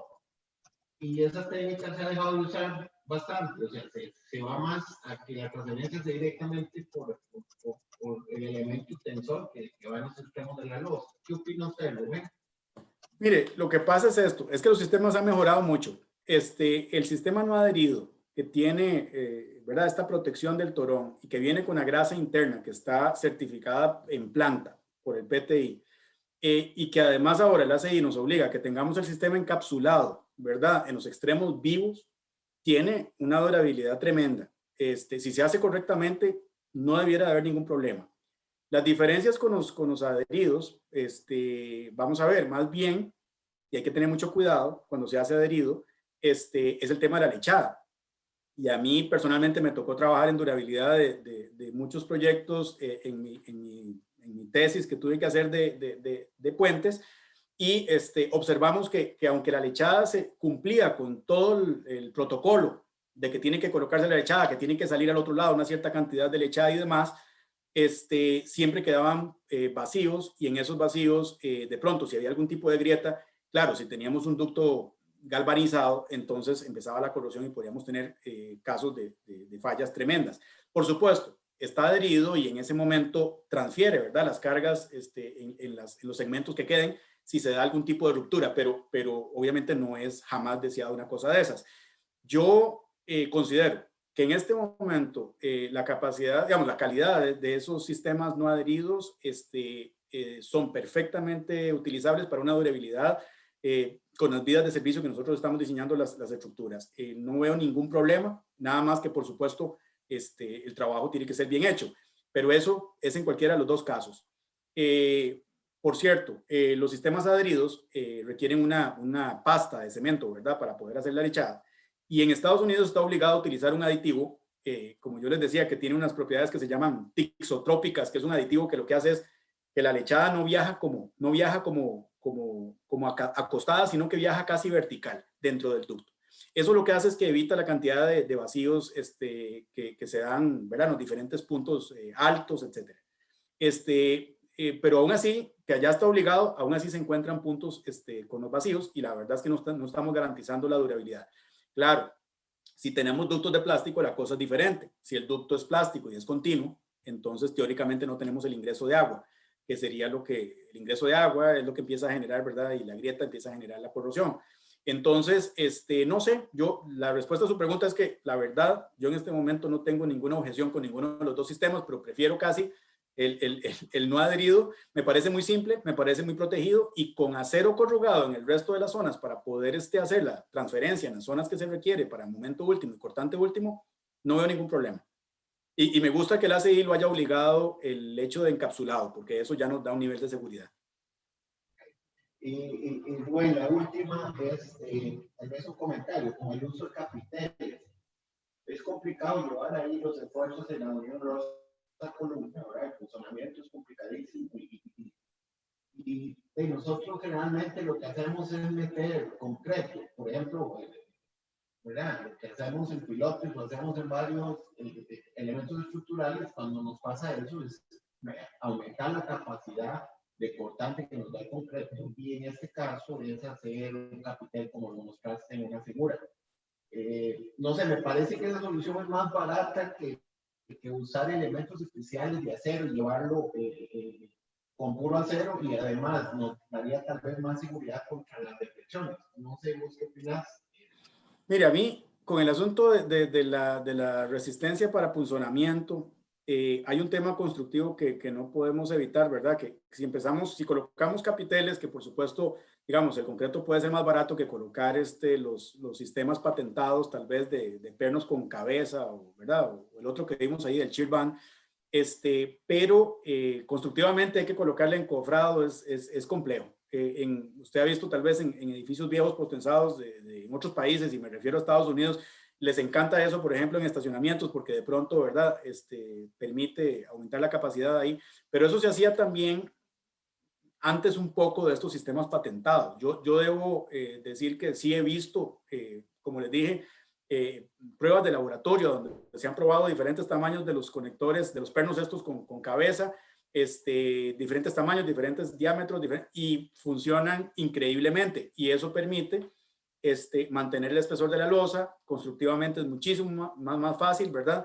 Arquitectónicamente nos permite una losa plana, ¿verdad? Imagínense también que estamos, por ejemplo, usándolo en apartamentos, en hoteles, a donde la parte de abajo de la losa se convierte en el cielo, porque, ¿verdad? De pronto se define que no vamos a colocar cielo ahí, entonces, si tenemos un descolgado ahí, que le llaman ahí esos sábacos, que le llama el ACI, yo no sé si es una palabra como, ¿verdad?, de otro país, pero no lo veo muy práctico y no lo veo, ¿verdad?, arquitectónicamente agradable. Entonces, yo creo que el uso de los pernos con cabeza y tal vez, no sé, los shear bands, eso, pero constructivamente no creo que sea muy fácil de colocar, pero eso está sirviendo muy bien. Y si no, pues, de colocar aros corrugados, ¿verdad?, en la zona esta de punzonamiento.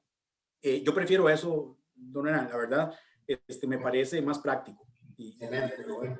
Muchísimas gracias de mi parte. A usted muchísimas gracias. Yo tengo unas preguntillas, Rubén, y bueno, no sé si don Luis, pero bueno, voy. Ok, bueno, voy con las mías. Mira, cuando hay desligues estructurales, ¿verdad? Tal vez en los edificios que mostraste por la extensión, que sean residenciales, no aplica, pero ya en edificaciones que pueden ser comerciales, ya de mayor extensión, de repente aparece la necesidad de hacer desligues estructurales. En este caso, ¿cuánto será esa separación recomendada por constructibilidad, por instalación del equipo de postensión, ¿verdad? Entre un extremo activo y el otro, ¿verdad? De una junta sísmica. Vamos a ver, Eduardo, aquí hay varios criterios que tenemos que ver. El diafragma no es diferente, un diafragma postensado no es diferente después de un diafragma reforzado, en el sentido de que hay que tener cuidado con la relación de aspecto. Eso es un tema importante en zona sísmica, ¿verdad? Porque cuando hablo de eso es porque obviamente, como yo comentaba, la tensión en las cuerdas, ¿verdad? Y la compresión en las cuerdas, si tenemos una relación de aspecto muy grande, entonces empezamos a tener problemas en esas zonas, ¿verdad? Eso reforzado o postensado. O sea, yo creo que el diafragma hay que tener cuidado, si nos pasamos de relaciones de aspecto, no sé, diría yo, por encima de 4:1, ¿verdad? Y hay que tener cuidado en esos rangos porque ya estamos hablando de losas muy largas con respecto al ancho. Yo creo que eso, como acción de diafragma, ¿verdad? Las juntas digamos, como dice usted, digamos, como juntas de expansión, digamos, donde vamos a hacer la separación, ya digamos, es un tema de diafragma, digamos, por la relación de aspecto, por la forma como transmite las cargas hacia los elementos verticales, pero también tiene que ver en la forma como se está comportando todo el sistema estructural verticalmente y si tenemos algunos alabeos de pronto que tengamos que tomar en cuenta, ¿verdad? Entonces yo creo que digamos, siempre los criterios típicos para poder hacer una distribución adecuada de un sistema estructural nos dicen que tenemos que tener una relación de aspecto, ¿verdad? Tal, ¿verdad? Digamos, menor a 4:1, que estemos, ¿verdad?, en esos rangos, tal que el diafragma se pueda comportar realmente como un diafragma rígido, que tengamos distribución hacia los elementos verticales en una forma correcta y que no empecemos más bien a tener deformaciones en el diafragma que no se puedan controlar fácilmente. Bueno, pienso que esas juntas de expansión van a tener que tener relación con eso, ¿verdad? Y no perdamos de dimensión nunca, digamos, los criterios de diseño sísmico, ¿verdad? Ya que no tienen que ver con losas postensadas, sino que tienen que ver con sistemas sismo resistentes, ¿verdad? Ante la acción de cargas laterales, que no van a ser solo en X o solo en Y, ¿verdad? Que van a tener, obviamente, componentes y pueden tener una rotación. Entonces, yo creo que por ahí va, digamos, yo creo que tenemos que casi que recurrir a los conceptos típicos que usamos siempre en diseño sismo resistente. Ok, de acuerdo. Mira, el otro tema es relacionado con un problemilla que en particular me sucedió hace algún tiempo con elementos pretensados y es con relación a la contraflecha. Muchas veces, ¿verdad? Cuando se diseña sobre todo para cargas muy altas y por una u otra razón el edificio no empezó a obtener esas cargas a una edad temprana, pues el efecto de esa contraflecha pues, viene a afectar en los pisos superiores, ¿verdad? Si hay acabados de piso, pues recuerdo que empezó a dañarlos, ¿verdad? Específicamente lo que me sucedió era con unas multitubulares. En este caso, que son edificios de tipo residencial, para que no necesariamente todas las unidades residenciales se van a ver utilizadas al mismo tiempo, ¿verdad? Sino que es bastante variable. ¿Tenés conocimiento de algún caso que haya sucedido de este tipo, de lo que te estoy relatando? Mira, problemas han habido en muchísimos proyectos, aquí en otros países, pero muchos en otros países que hemos visto y que a uno se queda como asombrado de lo que sucede. A veces por mala praxis, ¿verdad? Por falta de revisión de algunos detalles, de esfuerzos que tienen que revisarse. Recordemos que la postensión, la precompresión la estamos usando para balancear parte del peso propio.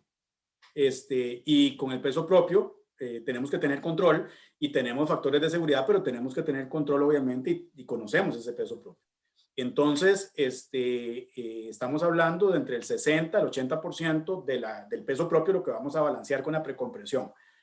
El problema es que a veces, y es cierto, a veces puede ser que se pase un poco la raya con esa precompresión, ¿verdad? Y se quiere llegar a una postensión total y de pronto tenemos tal vez un sistema muy vulnerable porque no permite ningún error, porque de pronto con una pequeña variación de las excentricidades del perfil, ¿verdad? Del torón, inmediatamente empezamos a tener esfuerzos de ruptura, ¿verdad? A superar los esfuerzos de ruptura en alguna zona. Eso sería, ¿verdad? Digamos, tenemos que tomar en cuenta que constructivamente pueden haber esas pequeñas variaciones en la colocación del perfil, en el perfil del torón, y hay que tener mucho cuidado con ese detalle. y no nos podemos pasar de la precompresión inicial, ¿verdad? De niveles razonables. Yo por eso decía que hay que casarse con la idea de la postensión parcial, digamos, tenemos que tener una precompresión, el megapascal que estamos hablando, y luego, pues, tener la seguridad de que vamos a tener entonces acero corrugado que va a tomar el resto. Así vamos a estar en el rango de seguridad. Yo creo que nunca en ingeniería estructural tiene uno que llegar a los límites, ¿verdad? De diseño, jamás, por las tolerancias de construcción que tenemos que tener. Así que no, yo te diría tal vez eso, que no se supere, ¿verdad? Un porcentaje razonable, 60, 70% del peso propio, controlar el peso propio, y bueno, y si la carga temporal no llega, pues no va a haber ningún problema, ¿verdad? Eso sería un poco mi recomendación. Ok, y bueno, la última de mi parte, más bien es casi que como comentario, desde el punto de vista económico, ¿verdad? Bueno, este tipo de losas se justifica mucho para edificios altos, con entrepisos todos regulares. ¿Tenés idea de a partir de qué extensión de edificación, no sé, en área o en pisos, empieza a ser económico el uso de estas losas? Qué pena, mire, esa estadística no la tengo. Pero sí, hay idea de no, buen cuero. sí, no, imagínense que, bueno, en nuestro país hay muy pocos edificios y diseñadores distintos y, bueno, habría que tener una gama grande. Y se puede buscar, estoy seguro que se puede buscar. Estoy seguro que con las empresas constructoras en Estados Unidos, el PTI ya tiene que tener, y tal vez simplemente no lo he buscado, pero sí hay un tema, digamos, con la postensión que tiene que ver con la agilidad constructiva, ¿verdad? Que eso hay que meterlo en la ecuación del costo, ¿verdad? ¿Qué tan rápido podemos ir? Si podemos ir un piso por día o un piso por semana, no sé. Va a depender entonces del tamaño del edificio y lo que podemos hacer. Esa agilidad constructiva nos va a dar unos aumentos, unos ahorros tremendos, digamos, de costo. Así que va a depender de cuántas veces podemos repetir lo que vamos a hacer. Obviamente, en un edificio donde la repetición es baja, no estamos teniendo el beneficio, digamos, constructivo del sistema.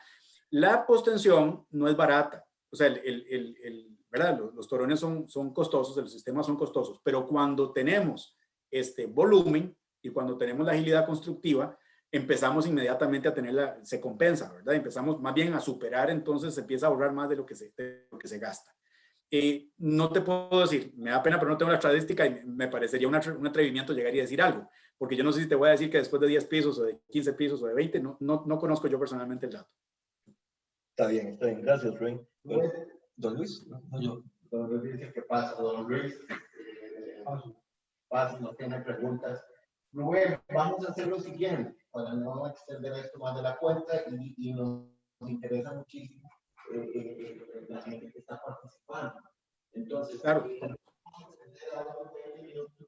Las preguntas, hay 4 escritas, entonces yo no sé si ok, yo las tengo acá, las estoy leyendo, si gustan, ahora yo le voy dando lectura y les voy contestando. Sería bueno, Rubén, de que le dediquemos tal vez como regla, no salimos de 1 minuto por pregunta, porque me imagino que hay otra gente que quiere preguntar, que no sé si lo quiere hacer por escrito o directo. Entonces, nosotros nos vamos a salir unos minutos para conversar entre nosotros. Perfecto. Sí. Nada más para aclarar a Rubén, Renan, hay una consulta del ingeniero Douglas Velázquez que ingresó, pero por el chat, no por pregunta. Entonces, para que la podamos ver ahí, también acaba de empezar. Okay. Entonces, vamos a silenciar nosotros un momento y sentirte libre de empezar a contestar. No, excelente. Yo, la de don Douglas no la tengo acá, no sé si Carol me ayuda ahora a conocerla, pero si quiere voy contestando las que tengo acá. Okay. Vamos a ver, hay una pregunta de don Cristian Sotela, dice, ¿cuáles son las ventajas de los sistemas adheridos y no adheridos? ¿En qué situaciones se prefiere uno o el otro? Le comento, aquí hay un asunto que depende también del mercado. Pasa, por ejemplo, que nosotros, digamos, hacemos un diseño tal vez de postensión de un edificio y lo hacemos con torones no adheridos y de pronto licitamos el edificio y un proveedor, contratista, presenta una alternativa adherida, más económica o más cara. va a depender, ¿verdad? Algunos son un poquito más económicos, otros más caros, dependiendo de dónde viene el material y qué se está usando.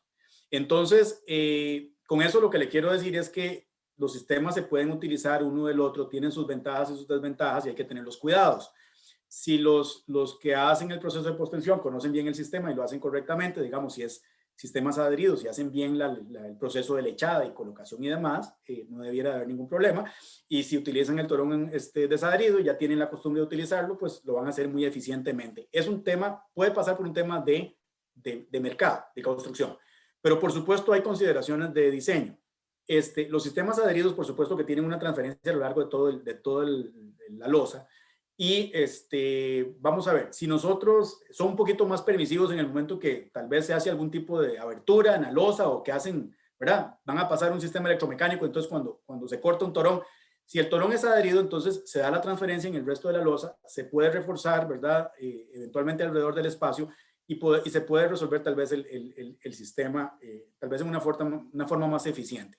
Si es desadherido, pues perdemos todo el torón, con el problema de que puede ser, digamos, vamos a ver, si se está haciendo durante el proceso constructivo del edificio, no hay tanto, bueno, se tienen que apuntalar el costo del apuntalamiento y todo lo que significa para poder reforzar la losa. Pero hay casos inclusive cuando ya el edificio está en operación, digamos, vamos a decir que es un edificio condominio, si tenemos un condominio a la par del otro, y eso pasa, digamos que a veces llega y hacen algún orificio, ¿verdad? En alguna de las losas que no crea que es tan raro, realmente sucede. Y si es desadherido, entonces, ¿qué pasa? Que entonces la reparación tiene que pasar por los otros condominios. Entonces se convierte en un problema legal. Entonces, hay un tema también que tiene que ver un poco con la vulnerabilidad del sistema. Los sistemas no adheridos, el problema es que al no tener transferencia, lo que nos están dando es la precompresión y nos están dando, ¿verdad? La carga balanceada. Tenemos que colocar el acero corrugado para poder tener la resistencia, la retracción y la temperatura que tiene que darse en algunas zonas localizadas, ¿verdad? Entonces, bueno, vamos a ver, que se da en toda la losa, pero que obviamente por el calor y demás, puede ser que ocurra más en algunos sitios. Los sistemas no adheridos, pues necesitan esa combinación de acero corrugado. Tal vez los que están adheridos, puede ser que no, que si tienen una buena cantidad de postensión, puede ser que no requieren el acero de retracción y temperatura porque ya lo están dando. Entonces, hay que poner en balance, ¿verdad? Temas económicos, esos temas de diseño, los temas de mercado para poder escoger qué sistema. Espero haber dado respuestas a esa pregunta. Tiempo recomendado, dice don Carlos Herrera, tiempo recomendado o usual entre colado y tensión inicial en torones. Perfecto. Recuerde que nosotros para poder hacer la precompresión, hacer la tensión inicial, tenemos que alcanzar una resistencia mínima en ese concreto, ¿verdad? Generalmente estamos hablando del 80% o resistencia con respecto al, es un FC, ¿verdad? De transferencia. Es más que todo tener el control en laboratorio para ver en qué momento podemos hacer la transferencia, ¿verdad? Porque vamos a tener cilindros que se van a obtener de la colada y vamos a estar revisando la ganancia de resistencia de ese concreto. Son concretos de alta resistencia, son concretos de 350 que tienen un alto calor de hidratación. Entonces, lo que van a tener es una ganancia de resistencia muy rápida. Entonces, podemos estar hablando de muy pocos días después de haber colado que podamos tener el FC para poder hacer la transferencia. Va a depender de los niveles de postensión que usted va a aplicar. También, algo que no he dicho es que uno tiene que tener cuidado de cómo va a postensar porque tiene que ir postensando en forma intercalada o por partes para poder ir distribuyendo las cargas de precompresión. Y eso asociado con el esfuerzo en el concreto de transferencia, pero se hace con los cilindros y eso, por supuesto, usted sabe que la ganancia de resistencia también va a depender un poquito el espesor de losa, se pueden hacer, hay algunos modelos, digamos, que tienen los laboratorios para poder darle a uno alguna recomendación para ver en qué momento se puede tensar. Don Guillermo Hernández dice, ¿qué programa se usa para el cálculo de postensión? Bueno, hay varios por ahí. Hay uno que conocemos muchos que se llama de un sistema ADAPT, que es de un estructural que se llama Villan Alami, que por ahí ha venido por acá a exponer el sistema y que algunos de mis colegas y nosotros por ahí lo utilizamos. Pero hay otros que puede perfectamente, yo aquí en la presentación les di algunos Yo la verdad que no he usado los otros, pero este de ADAPT podría ser una opción. Pero en el internet usted va a encontrar varios recomendados. Así que eventualmente lo que sí tiene que tener cuidado nada más es que sean de fuente seria, pero tampoco son programas tan complicados. Yo creo que los programas que usamos también con elemento finito, ¿verdad? Puede ser un Abacus, puede ser de pronto el mismo SAP, nos pueden permitir perfectamente de pronto modelarlos. Así que por ahí hay algunas opciones, pero bueno, hay que hacer la investigación. El otro, Wei Yen, nos dice, ¿cuál es la definición de banda de refuerzo postensado? ¿Hay algún espaciamiento máximo permitido entre los cables de postensión? Ok, el espaciamiento máximo sí. Estuvimos hablando que, por ejemplo, cables en una dirección, el espaciamiento máximo son 8 veces el espesor de la losa. Y se están hablando más que todo de dimensiones de espaciamientos máximos típicos, más o menos del orden de 1.2, 1.15, 1 metro, por ahí. De eso estamos hablando ahora. En bandas, las bandas son las que colocamos encima de las zonas de mayor esfuerzo, ¿verdad? En las líneas de columna, en las líneas de muro. Lo que hacemos es colocar de pronto monotorones, digamos, 5, digamos, en fila, que podrían ponerse 3, 4, 5, que se pueden poner en fila. Hay una recomendación dependiendo del hardware, digamos, que estamos usando, para ver qué distancia tenemos que tener, porque eso depende mucho de las fuerzas de anclaje. Así que no podemos reventar, digamos, la zona de anclaje. Entonces hay que tener, eso se hace con base en el sistema que nos estén vendiendo. Hay que revisar cuál es la distancia mínima que se puede tener, ¿verdad? Entre un torón y otro, para que no tengamos el bursting, que se llama, que sería como ¿verdad? Como el aplastamiento o el rompimiento por anclaje del concreto alrededor de las zonas de anclaje. Pero eso como le digo, se puede ver con cada sistema. Y bueno, yo creo que son los 4 que tengo. Carol, yo no sé si usted tiene el otro que me comentaron, que no lo veo acá. Hay otra consulta también. Ya bajé, perdón. Shirley. Sí, acabo de bajar. Ok, muchas gracias, don Carlos, por su comentario, Carlos Herrera. Doña Shirley, vamos a ver, dice, ¿cuáles son las recomendaciones para el caso de edificios no residenciales en los que se alquilan locales y cada inquilino quiere hacer perforaciones para levantar baños y otros? ¿Hay restricciones en cuanto a la cercanía de las perforaciones con los torones o con solo que los token es suficiente? Vamos a ver. Nosotros podemos prever que van a existir aberturas y entonces podemos hacer un diseño del sistema de postensión que permita flexibilidad en algunas áreas de las losas. Entonces podríamos perfectamente, como digo yo, con el concepto de postensión parcial, tener unas bandas de postensión en algunas zonas, tener acero corrugado en otras, y en esa zona de acero corrugado permitir que se abra la losa. Yo podría postensar el perímetro, por ejemplo, y decir, aquí se puede hacer un orificio en el puro centro, y no hay ningún problema. Diseñamos para que eventualmente queden los bordes en voladizo, y ahí habría que tener entonces cuidado con el espesor de la losa. Hay que preverlo. Prever para ese tipo de cosas es obviamente más caro que diseñarlo bien desde, digamos, con las características claras desde el principio, pero es posible. Ahora, hay que tener definitivamente un set de recomendaciones una vez que se ha diseñado el edificio y se ha construido para el uso. Y hay casos en que el sistema sencillamente no permite que se hagan perforaciones porque es sumamente delicado. Yo lo he visto, digamos, en Panamá. Es un país donde de pronto uno ve que hacen perforaciones y aparecen los torones expuestos y demás. ¿Qué pasa? Que se puede reparar, se pueden utilizar fibras de carbono, se puede utilizar refuerzo adicional, se puede utilizar hasta postensión externa. Pueden hacer diferentes métodos para poder reparar la zona donde se hizo la abertura. Eso lo podemos hacer. Y si es necesario hacerlo, habrá una solución de ingeniería para poder lograrlo.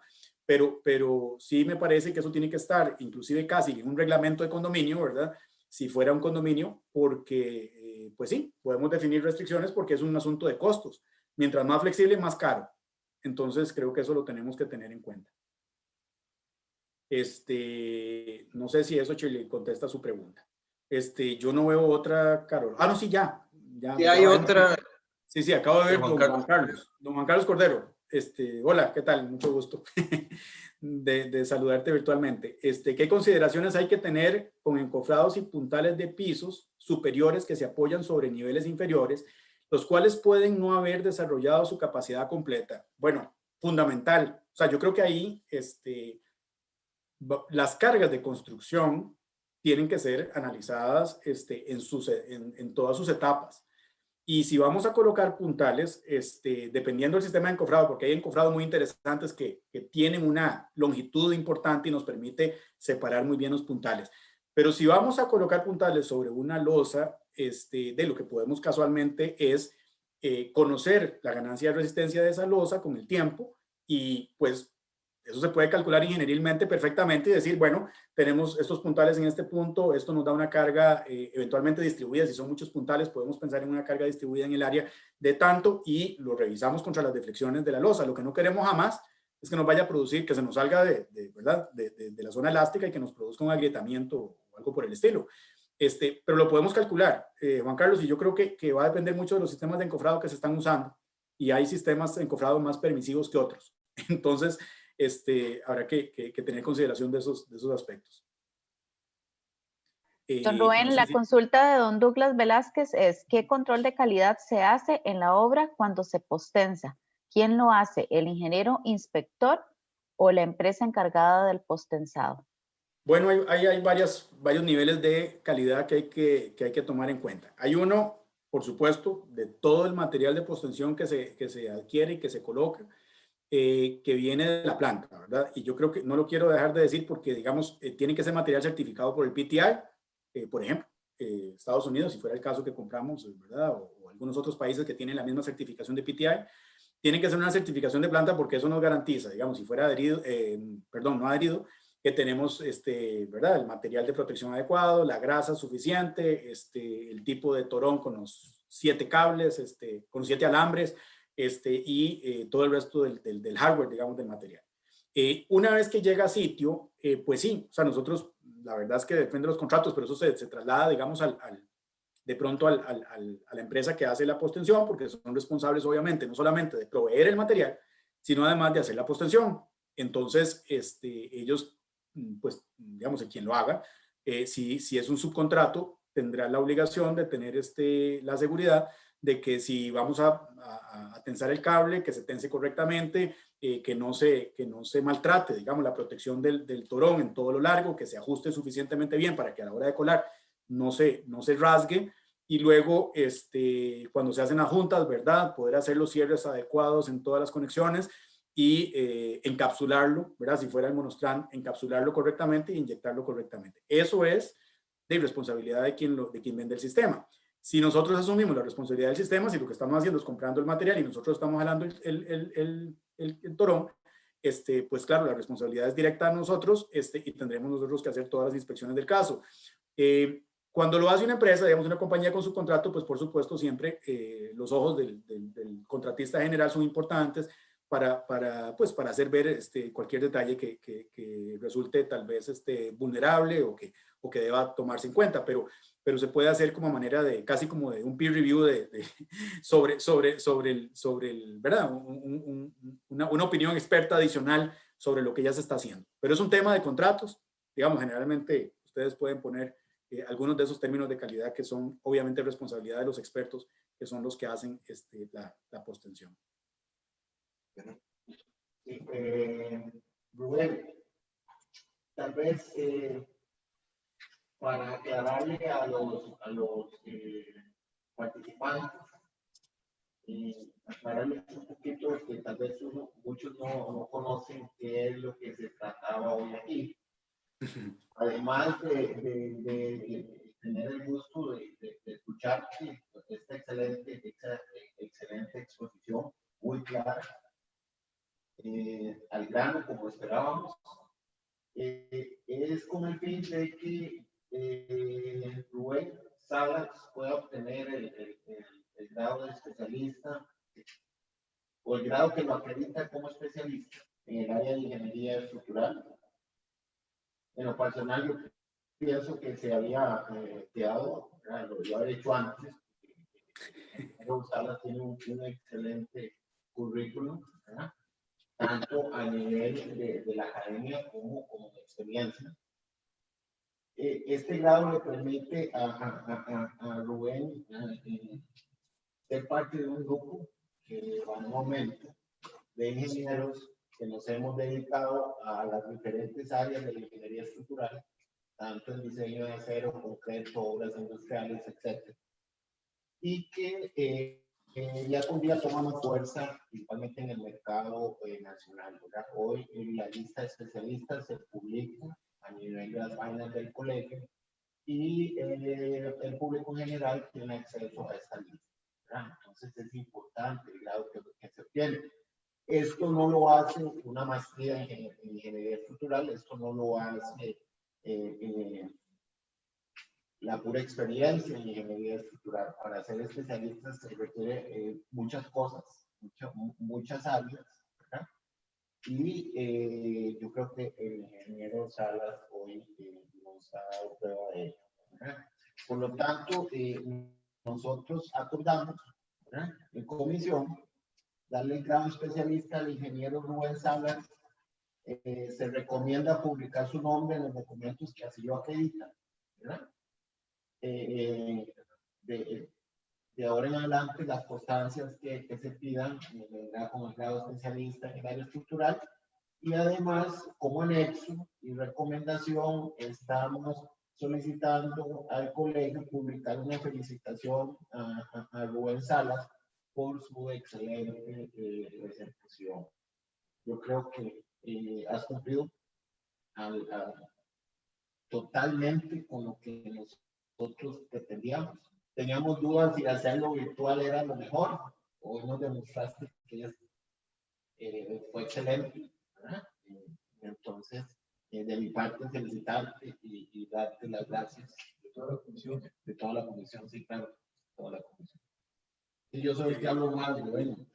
Entonces, bueno, no, yo sumamente honrado y de poder formar parte del grupo de especialistas del colegio. Muy agradecido con la comisión, con ustedes, don Hernán, don Luis, colega de la universidad de muchos años, y don Eduardo. Tal vez sí, las cosas suceden en el mejor momento y me siento muy contento ahora de poder presentar esta charla y haber presentado los atestados, y le agradezco muchísimo también a la gente que se ha conectado hoy, bueno, que me han permitido exponerles algo de losas postensadas, que espero que les haya dejado alguna información de valor. Muchísimas gracias, y llevaré entonces ese honor con la responsabilidad que corresponde. Muchísimas gracias a ustedes. Bueno, buenas noches, Rubén, y a los participantes, ¿no? Muchas gracias. Muchísimas gracias a todos. Voy a pasar una pequeña encuesta para los participantes para que por favor nos la llenen y nosotros tener la evaluación de la charla. Muchísimas felicidades a don Rubén Salas por ese nombramiento el día de hoy y que tengan todos muy buenas noches. Muchas gracias, Carol. Buenas noches.